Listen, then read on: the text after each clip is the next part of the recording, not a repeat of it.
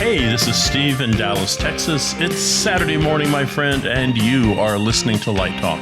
Well, good morning. This is Stan in Gainesville, Florida, and today we are discussing Sidelight, console upgrade, dance floors, and frying your console, all on Light Talk. Sidelight. And this is David in the beautiful Belmont Shore neighborhood of Long Beach, California. And if you don't already know, you are listening to Light Talk, and we are the Lumen Brothers. So welcome, everyone, to episode 189. And you know what we have right off the bat? 189. We have news from Election Central. Because the last time in 188, we had no idea who won the election. We had a pretty good speculation. But boy, were we off. Well, the polls, if we were anything like the polls, they had canceled us a long time ago. Boy, the polls really suck. I am ignoring them from now on. The only poll that matters is the big one. I don't know if the polls were off. 88% chance of a Biden win. Okay, I guess that's... If you go back and look at it, the kind of contested states, if you take your Democratic sunglasses off, it was showing Biden was up by maybe a point or a point and a half, which is in the margin of error. Everybody's they had 3 points up in Arizona. I don't know. And they had 8 points in Pennsylvania. Yeah, it was 8 to 10 in Pennsylvania, and even further in Wisconsin and Michigan. So, I mean, Pennsylvania was the closest, as according to polls. Depends on who you're looking at, too. But the polls. No, but I did a poll. I did, 538. The average polls, polls. But anyway, so here we are, and we're taping this on a Tuesday, and guess what? We do know who won the election. Well, it depends on who you ask. Well, that's true. Everybody has their own opinions, but congratulations to Joe Biden and Kamala Harris and their families. And I must tell you, it was thrilling to watch those post-election speeches, because that last shot of them with those beautiful kids on stage, that little girl holding the American flag, brought tears to my eyes. Can I make a shout out to one of our Light Talk listeners? Matt Jenseko, who's an old friend of mine, used to be my electrician, works for PRG. He does these big gigs like the Super Bowl and these political conferences. And he was doing the show in Delaware. And we were chatting, and he was sending me pictures of himself behind Biden's podium with his boots on, and gave me a little heads up that there was going to be an incredible drone show, but not to tell anybody. Wow. So I just told my students they were the only ones that keep their eye out for the drone show. And so thanks, Matt, for all of that insight. And he's going to come and do some master classes for us at UF. And what a great guy. And really, watched him come up through school and his career. And he gets those gigs because he's good. So thanks, Matt. And thanks for helping that Biden campaign look so beautiful that night. And, that's hard to do. I thought that whole production was amazing. It was. Because it was, again, they had one extra day because they thought they were going to do it the day before. But still, doing something like that outdoors, and the sound was great. Well, he was waiting. Great. He was saying, I've been here, it's like he was waiting and waiting. We can't. And I kind of made a post. I said, well, Matt, keep them warm. And he goes, yeah, they're warm. And I think once we got the word, he said, okay, we're rolling. We're going to start pushing some buttons. I think, to be fair about this, I do think we have to, a little tip of the hat to Rudy Giuliani down at the Four Seasons Landscaping Company. The Four Seasons Landscape. right across the street from the Foxy Bookstore. And next to the crematorium. I have to say, I don't mean to beat up on him too much, but I have to say, he ignored it. He just stood there and he gave his speech, and it didn't matter if they were unloading some manure behind him. He went for it. When you're that drunk, nothing registers. And the smoke was coming out of the crematorium, and there was a box of sex toys showing up at the Fantasy Island. That was his favorite store, I heard. Have you seen him in Borat? I mean, he does this great role in Borat. I urge everyone to watch that film. Hey, Steve, what do you think of that drone show? It was great. I think, it's let's see where they all go. Let's see what happens with drones. If that's going to be, just it gets better and better and better, or if they've kind of topped out right now and no one can afford it. You know what amazes me is how do they stay so stable when there's wind? I mean, is there a certain threshold that they can't fly these things? I mean, how does that work? They did have, I saw some data on wind speed, and they were worried about that at the Winter Olympics. When they did that big drone show coming down the ski run. They were worried about it there. And they also, I vaguely remember someone mentioning that at LDI, that Yeah, so there's a certain threshold that they can do the drone show up until wind gusts of 20 miles an hour or something, I assume. But that was pretty damn cool. I loved the programming on that.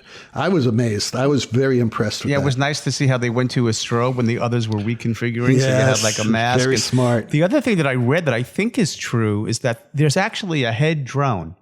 Like a flock of geese, there's like the one at the front that is sort of the leader, and it sort of it transmits the data out to all the others. And if it fails, there's another one who's like the deputy head zone drone who comes in place. So there's sort of a shared responsibility for the data transmission among the flock, so to speak. Really, I would like to learn more about it, and I hope, as Steve said, I hope it does just get better, and I hope that the costs come down. I could. Remember when Steve was sort of hinting about drones a couple of years ago as a lighting design tool? It's wonderful. It's sort of I don't refer to it anymore as a flock of geese. I think a flock of geese. I refer to it as a flock of geese. You never will again, because that is so 5 minutes ago. They are more like a fluffle, F-L-U-F-F-L-E. They're more like a fluffle of rabbits. Okay. You insist. I thought it was a gaggle of geese. Was that a gaggle of something else? When they fly in a flock, they're flying in formation. No, that's seagulls. Flock of seagulls. Geese fly in flocks. Oh, okay. And it's a flock of geese too. For migration, and they cut the wind resistance. Back to your point about wind, they fly in a V shape, and the head goose, who happens to be at the front of the V, has to work the hardest. And then actually, here's some other interesting thing about geese. Oh my God. That when the head goose gets tired, welcome to Geese Talk. Just listen to me. He or she does not go to the second or third position. They drop to the very back of the V where there's the most pull, and they have to work the least. So at the front, you're working the hardest, and at the back, you're working the least. It's a shared responsibility. Unlike a murder of crows, they just fly all over the place. It's a very, very collaborative species. It all sounds foul. That sounds foul. That's good. That's funny. But geese are very collaborative. They share the burden. All right, let's get on to our other bit of news, and that is there's a new lighting console out. Is that right, Steve? I saw it on our website today. What is it?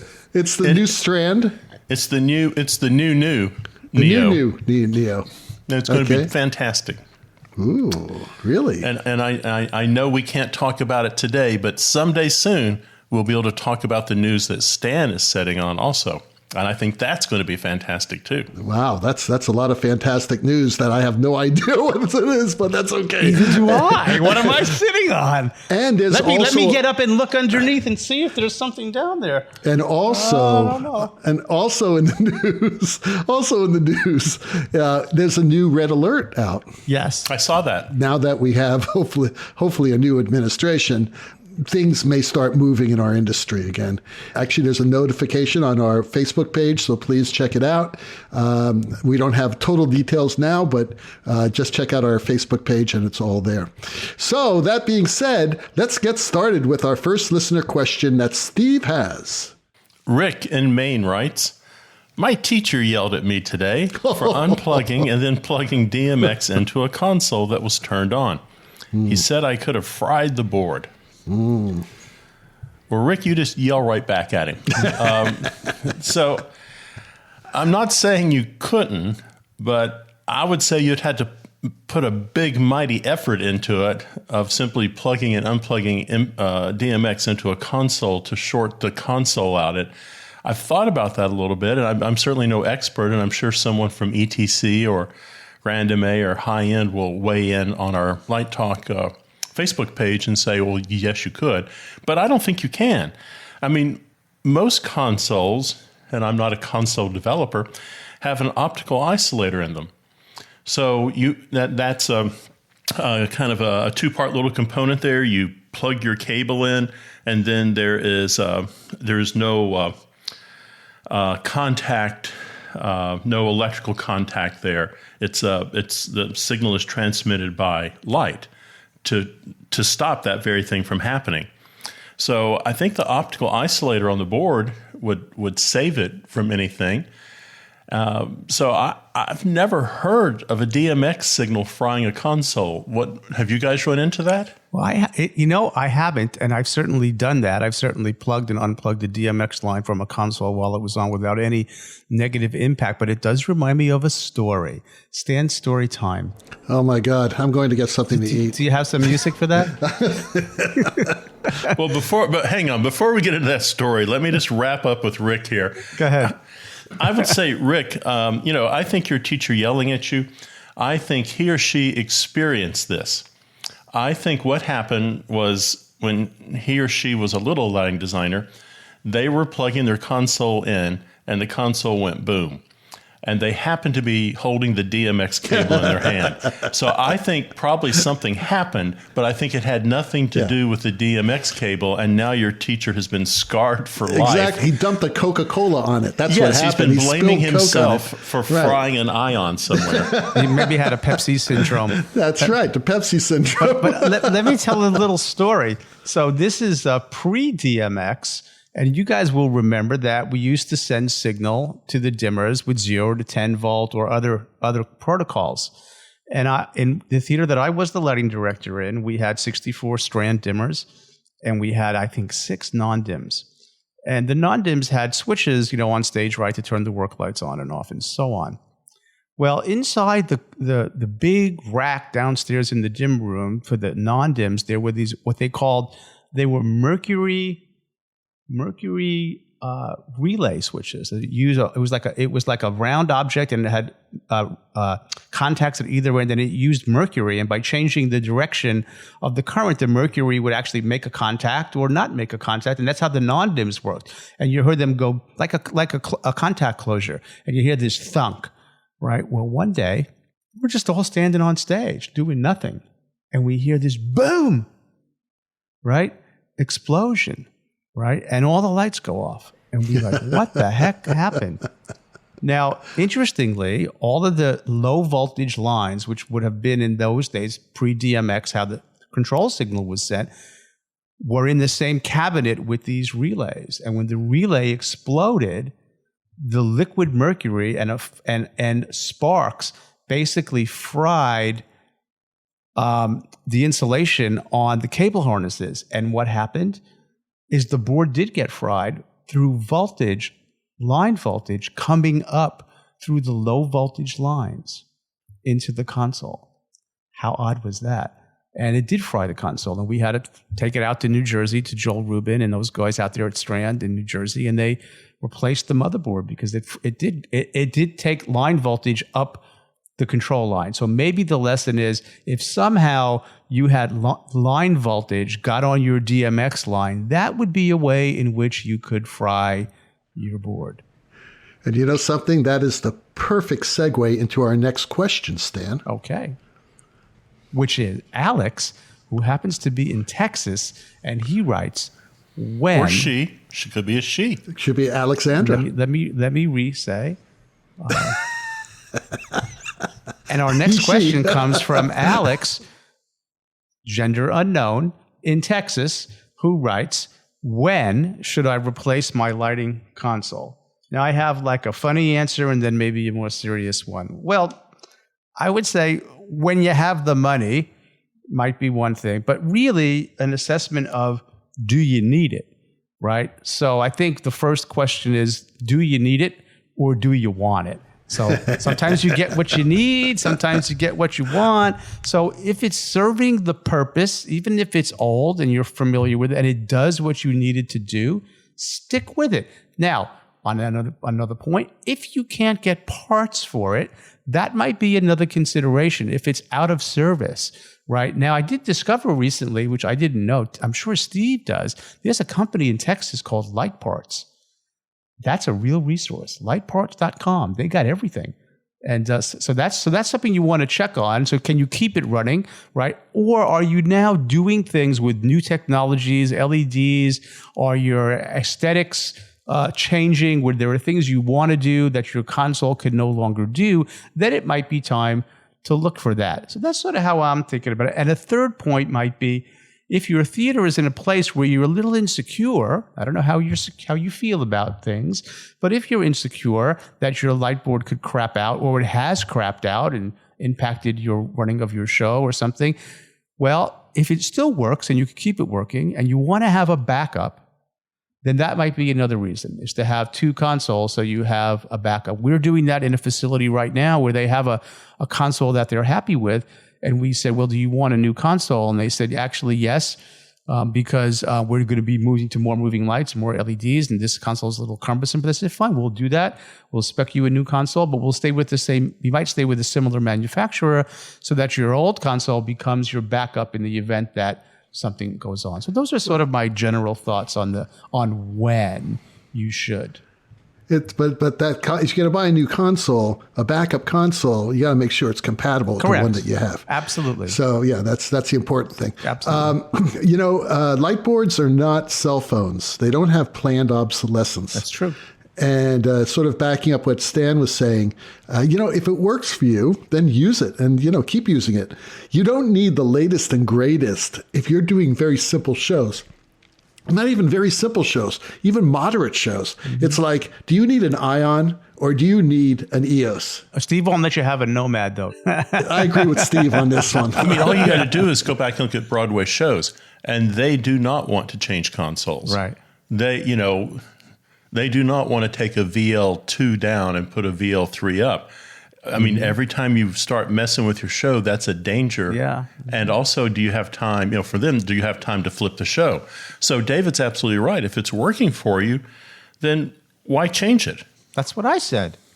It's like a car. I mean, if you have a car that runs really well and it's ran for like 30 years, why change it if you don't need it? Unless you want to go to electric, and that's a whole other story. I usually keep cars for a long time. I keep cars for 10, 20 years. Yeah, and I'm going to keep my car for at least 10 years. And that's just the way it is. Remember Ross Perot? Of course. Ross Perot was a guy, who's a billionaire, I guess he was. Or Electronic Data Systems, EDS. Yes, right, EDS. And he ran for president at one time. I voted for him, actually, believe it or not. And I was living in Dallas at the time when he was running for president, and I saw him at Dickey's Barbecue. And, and he wasn't there he was there alone. He was just eating lunch, right? It wasn't when he was actually running for president. It was the year he was running. It was before he was running. So he had no Secret Service stuff. He just went to Dickey's. And I watched, and he went outside and got in his car. And you know what he was driving? A Pinto. No, a 1975 Ford Fairlane. Sure, beautiful car, beautiful car. But it was like 20 years old. But it was classic, I bet. Not at the time. Not at the time. Not at the time. It was a piece of crap at the time, okay? Oh, come on. No, it was, but it ran. And so I'm thinking, wow, maybe that wasn't Ross Perot. And a few months later, I'm listening to I'm reading a Forbes article, and they're interviewing Ross Perot, and they said, what's your secret to being a multimillionaire? And you know what he said? Never buy a new car.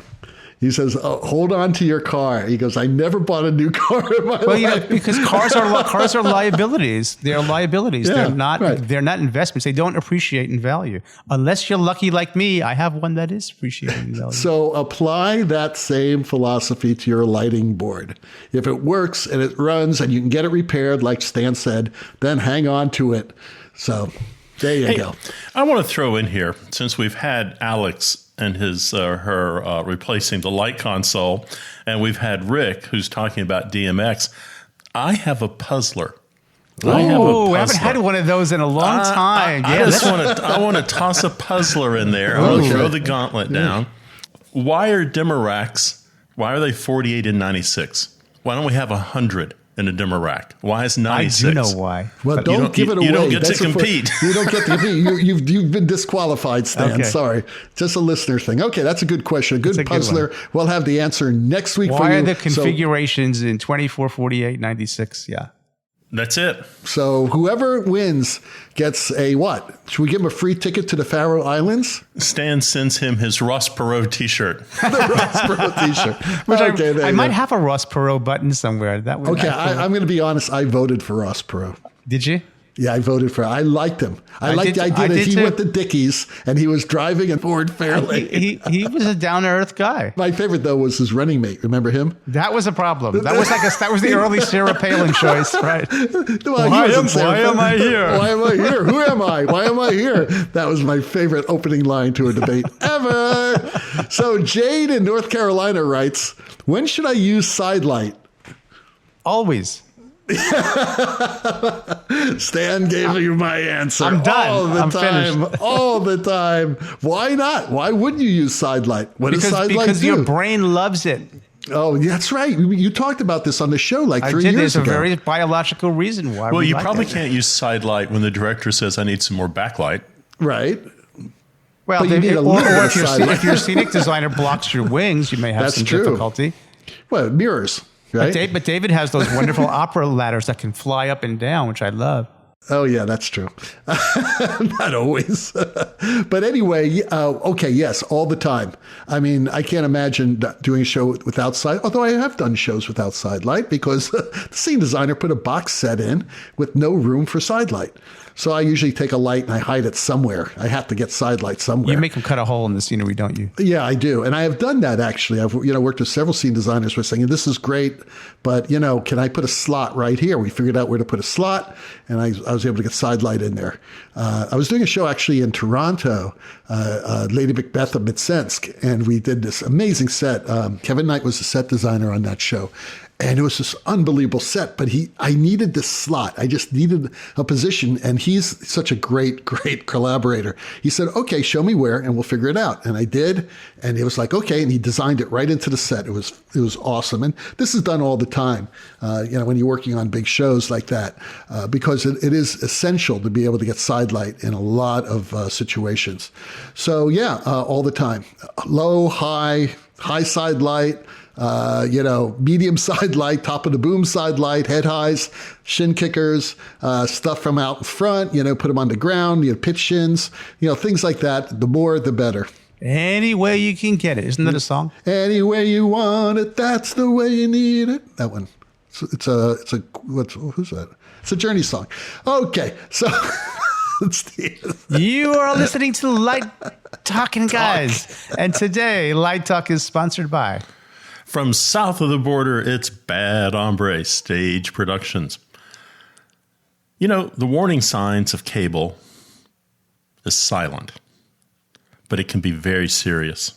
Here are a few clues that your theater may have major electrical problems and what you can do. Do you notice the foul odor of cable burn? Well, replace that faulty cable now with our newest product from Bad Hombre Stage Productions, L-Wire. The outer jacket of L-Wire is made from recycled porta potties, so you'll never notice the smell of burning odor again. Oh, jeez. What about overly warm cable? With L-Wire, you will never be bothered by the heat as each cable is embedded with asbestos. And I'm not talking that crap from the 1980s. I'm talking about the good stuff from cement factories and military industrial complex of the 1950s. And it's wrapped in muffler tape. And finally, the problem of breakers tripping every 5 minutes. With every spool of L-Wire, we will also toss in a half dozen never-trip breakers. L-Wire from Bad Hombre Stage Productions for theaters who don't wear masks or refuse to wash their hands. I like that. The never trip breakers, they probably never have a fire either.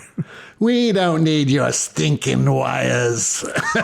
And now, back to the Light Talkers. Well, the sound of those crazy ducks tells us that once again, it's time for another episode of Let's Talk About. And today's Let's Talk About subject happens to be, when do you tell a student that they are not going to succeed in graduate or undergraduate school? And what are the signs that they may have chosen the wrong profession? Well, the three of us have been teaching graduates and undergraduates for a long time. Don't mention how long. Very long time.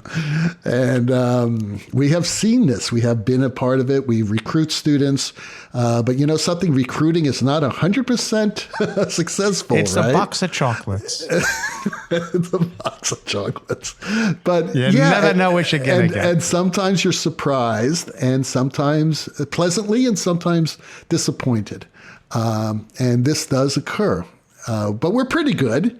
I mean, you know, I'd say we're pretty good. But this profession is not for everyone. And sometimes it takes working in a somewhat pressurized situation of school to realize that. Now, again, this is one of the most difficult things we do. It may be the most difficult things we do, and that is when we put students on probation and we work with them and try to make it successful. But sometimes that's not even going to happen. Sometimes it does. I was put on probation. Did I ever tell you guys that? My first semester. That's how I was going to answer the question, because the question was when. And I think it's at the end of a probationary period, because sometimes the probationary period is all somebody needs. Right. They just need a bit of a warning to, like, you know, shape up, or else that's what I needed. Yeah, and right. I did, and I sometimes did you shape need up. it, and that's not a bad thing. That's part of the Right. that's part of the growing process. And many of my students have shaped up too. But I must say the probation thing is probably 50-50. I don't know about in your cases. I haven't collected statistics. Yeah, well, I haven't either, but I'm guessing. And I think that there are several things that you look for. One is keeping up with the work, the school work and the production work. Two is also how well that person fits in the community of the theater. And I've had some people who didn't have a lot of theater background, but they were fantastic artists, and I took a chance on them. And a lot of them succeeded, and some of them did not. And usually it's because being a theater person, it's a totally different environment. And you could be the greatest artist in the world, but if you're not part of that synergetic community and you can't open yourself up, and both for ideas and also for criticism, then you're going to have issues. And that has happened as well. But sometimes it's a lack of focus too. So I don't know. What do you guys think? December, you take your student in August, December, you kind of know right there whether that student has a future, I think. You don't have to necessarily cut them from the program at the end of 3 or 4 months. But I think the first semester gives you a lot of information about where that student's head is. And then, so for me, December. And then I give them a semester to kind of see what they're going to do. But in a perfect world, I cut people in the first year. Right. That's where you want to do it. That has to be done the first year. Yeah, it's hard if you're cutting someone in the second year, because that's almost cruel. They've put a lot of effort in, and also the universities have invested a lot of money in them. It's interesting. I look at students that I've had over the years, and some of the ones who succeed are just kind of inches ahead of the other people in the room. That doesn't mean the other people should be cut. That's a different topic. But usually success isn't measured in yards. They just come to class and they've done the one extra drawing. They've done just a little bit more research. They're just a little bit more prepared. Because they all basically kind of have the same undergraduate training, and they all kind of have the same resume. When you go to IRTA, it's rare that you see a student who isn't kind of like everybody else in the room. I get a good sense in that first semester how invested they are in the program. Now, there's other things you have to consider when you're looking at them very hard in that first semester. Sometimes it's their first time away from home. They may have gone to a local college, in their community.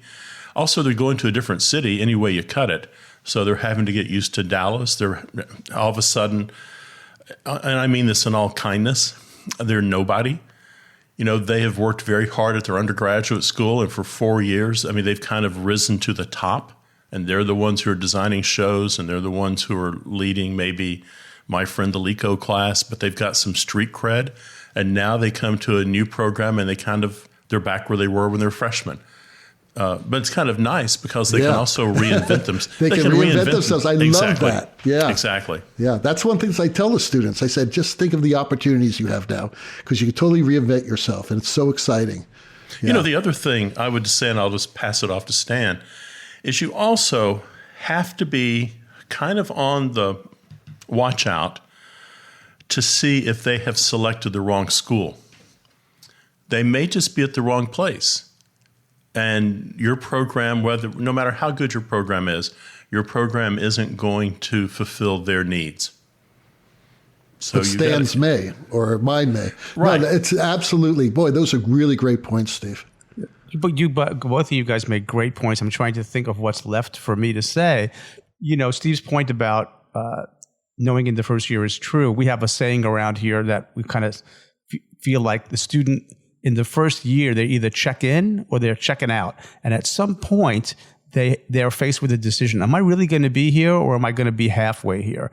And I think they come, even if the student has been out in the profession for a while, they have an imagined idea of what grad school is. And then when they get here, it's like, oh, this is not exactly what I had it in my imagination. This is the reality of it. And maybe it doesn't match up. And then they have to make a decision about whether they're really here or whether they're not here. And I think I see that happen all the time. And the other thing that happens is in that first year, students come to school, why? To get better, right, at what they do, right? That's the goal, isn't it? And sometimes the malady, or let's say the disease that needs to be remedied or improved or healed is unknown. And we sort of play if you let me torture the metaphor, we sort of play the doctor in a way. It's like, here's where you can be better. And sometimes they hear it and they go, yep, that's my weakness. And that's what I really want to improve that. And if you've got that, back to Steve's point of taking the criticism and everything else, you're going to get better. But if you identify where the weakness is, whether it's a sociological thing, like David pointed out, whether it's an artistic thing, whether it's a motivation thing, whatever it might be, if they say, yeah, that's my thing, can you help me improve? Then the answer is always yes, right? So guys, how about undergraduate students? Same thing applies, I think. If they're in a BFA track, a professional training program, then it's the same rules apply, I think. Yeah, Steve, I know you're not teaching undergrads right now. And now that's all I'm teaching are undergrads. It's really interesting with the undergrads, I must say. They're awesome. My undergrads are awesome. They're always awesome. But undergrads are really interesting because every now and then you'll get this amazing undergrad and you want to see that passion. It usually has to do with passion. And then you want to help them. You want to steer them. You want to help them out and get them into a good grad school or get them into the profession, whatever it takes. And then there's some people that may be, lagging behind a bit, but it's not because of their fault, but good. They're working a job. They're taking care of their families. I mean, there's a lot of stuff going on. And a lot of it has to do with the demographics of the students who I'm teaching now. But they're also great artists. So you want to help them too. So I just think that there's more opportunity with undergrads than there is with grads as far as growth is concerned. I really feel that way. And I taught a lot of years of grad students at a lot of 3 different universities. And Steve has our last listener question. Okay, this is Marty. And this is, again, kind of a gender-neutral name. Marty in Nebraska writes, when lighting dance, do you prefer a black or a gray floor? Magenta. Well, okay. So maybe I'm going to surprise you, but I don't know. Here's the ticket, and I don't know if this is true, but I've kind of looked at it, and I kind of think maybe it's true. A gray floor is really good if you're lighting ballet and the people aren't very good. It kind of it hides their footwork a lot. Nothing wrong with black. I've also, the other floor though is white, and I've used white a few times, and that's pretty dynamic. But if I were going to pick one floor, I would pick a brown floor. And Stuttgart Ballet has a brown floor, and the National Ballet in Mexico City has a brown floor. And they are gorgeous. They're just gorgeous. They take color really well. It's dark if you want it dark. It can have that kind of light punch reflective quality of gray if you want that. And I saw another floor in Europe, and I've only seen one of these. I saw a clear floor, and the way they were using it, and this was an opera company, not a dance company, so let me be clear about that. But they had put a drop on the floor, and they had laid the clear floor over it, so they could. And they were in rep, so they could have painted floors for their operas.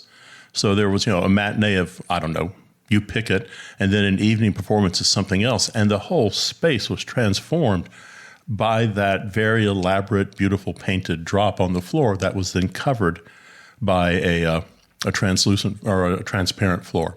I did not touch it, and I don't know how they if they taped it together. I just saw it from the auditorium, and the stage manager went, "Oh yeah, that's our clear floor," and I thought, that's a good idea. Well, I would always use lighter floors if I want to see the light patterns on them, and if I wanted to hide them, I'd use black. That's the only reason why I'd use a gray floor, because if I wanted to see the light on the floor, and color the floor and use the floor as another surface texture that you create with light and color and patterns. It's pretty great to bounce light back up on the subject too. Oh yeah, absolutely. We don't think about this if we're doing a play. Right. We don't think about are we going to put a black floor down? We think we're going to put down whatever floor is appropriate for the performance. Cool. Well, the rocking sounds of the Luminoids tells us that once again you spent another morning listening to Light Talk. You can hear our show on Spotify, iTunes, Google, YouTube, and just about every podcast site out there. Check out our website on lighttalk.org for future guests, and be sure to follow us on Facebook and subscribe to our podcast. That way you will not miss a second of Light Talk insanity. No guarantee is offered regarding the accuracy of any statements or opinions made on this podcast. However, if you have the passion to litigate us, the law firm Reflect, Flux, Flare & Glare and their paralegal, Newt, will defend us until our retirement funds are depleted. Light Talk is written and produced by the Lumen Brothers, coming to you from Long Beach, Gainesville, and from the Republic of Texas. And be sure to join us next week when we talk about even more happenings in our crazy industry. And maybe we'll know who's the president. Yeah, all that and a new president. Oh, excuse me, all that and a new sponsor. Light Talk, broadcasting questionable Lumen knowledge and humor around the world. So we'll see you all next Saturday morning. Bye-bye from Light Talk. Adios.